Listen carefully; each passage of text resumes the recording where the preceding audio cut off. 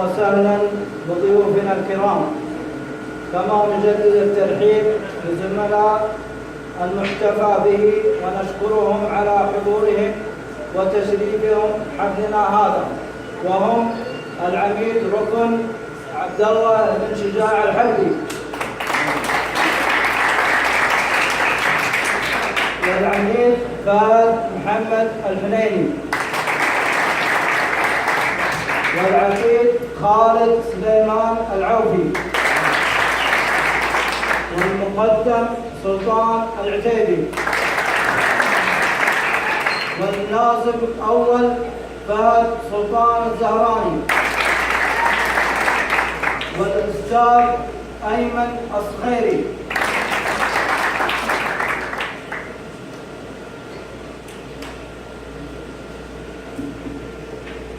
الآن مع كلمة أهالي الحفل يلقيها لكم الأستاذ ظافر بن مصلح الخديجي، فليتفضل.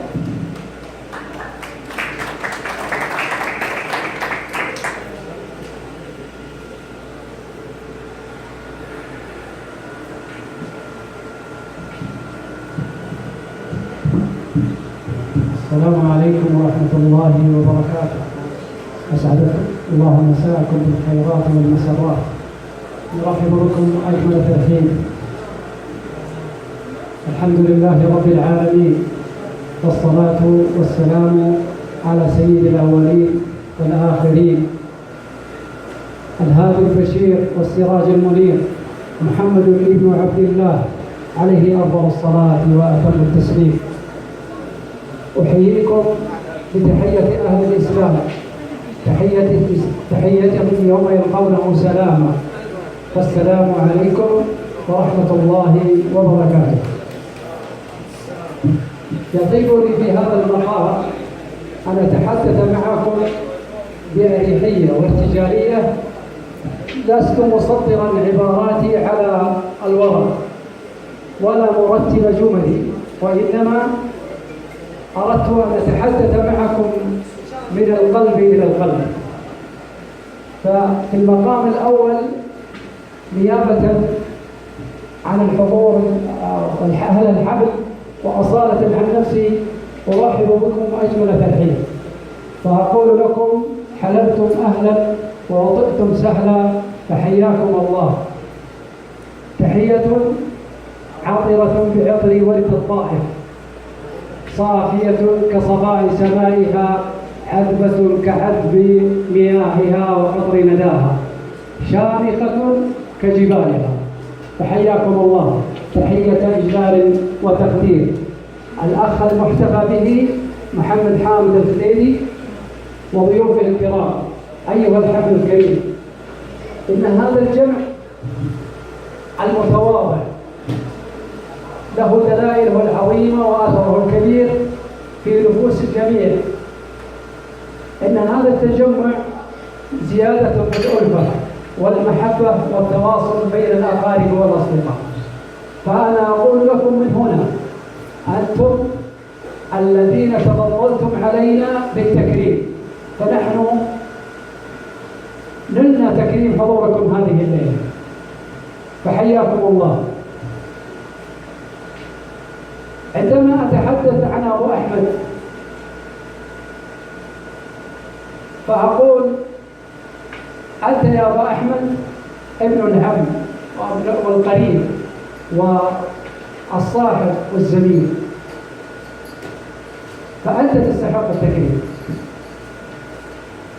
لو رجعنا إلى الوراء قليلا إلى عجلة الحياة وقلبنا صفحات الحياة، بداية حياة كل إنسان هي الطفولة. فأبو أحمد شريك طفولة لأكثر الشباب هنا، شريك طفولة. كنا نذهب إلى المدرسة مشيا على أقدام، نمشي من التعب نشتكي إلى بعضنا البعض، المرض نشتكي إلى بعضنا البعض، هموم الدراسة نشتكي إلى بعضنا البعض. فكانت طفولة مستثناة. كنا نكمل يومنا بالعمل في المزارع مع بعض ونتعاون وننهو معا. فكانت طفولة المستثناة مع أبو أحمد فكان ولا بد أن يستحق التكريم.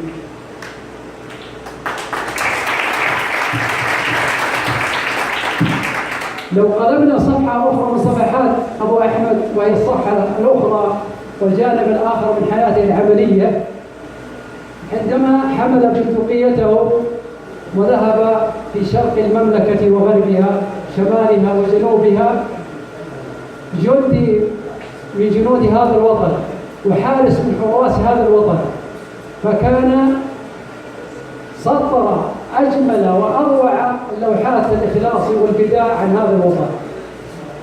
فهو فرد من أفراد هذا الجيش الذي أقول أنهم بالله وبهم كنا في أمن وأمان، بالله وبهم كنا شوكة في عين العدو،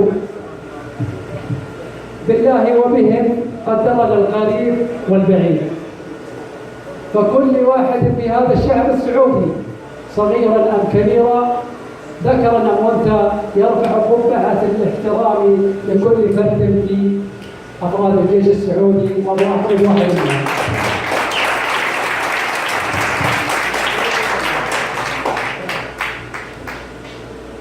كانت رحلة أبو أحمد الشاقة في هذه الحياة، عندما ركب سفينة الحياة وخاض البحر وصارع موج الحياة، كان ندا للقيادة الماهرة، وكان ماهرا في أدائه بإخلاص حتى وصل إلى شاطئ الأمان. عمل في تحرير الكويت البلد العربي الشقيق، وضربت دماءه في هذه المعركة، فكان لابد أن يكرر. اختتم حياته العملية، كان أحد الأفراد الحد الجنوبي، وكان سطر ملاحما عظيمة مع أخوانه وزملائه هناك، ودحر العدو، ونتمنى له التوفيق والسداد، ونقول لك يا أبا أحمد كنت مثالا رائعا للجد والإخلاص والوفاء والتفاني والمحبة والصداقة، ونتمنى لك دوام التوفيق والسعادة، ونقول جعل الله ذلك في ميزان حسناتك، وفقك الله فيما تبقى من حياتك، فأنت أمامك الشيء الكثير، أنت لديك كثير من الإنجازات والإبداعات، أنار الله طريقك ودلل الصعاب في طريقك، وجعلك ذخرا لوالديك ولأبنائك، وفقك الله لما فيه الخير والصلاح. وآخر دعوانا أن الحمد لله رب العالمين، والصلاة والسلام على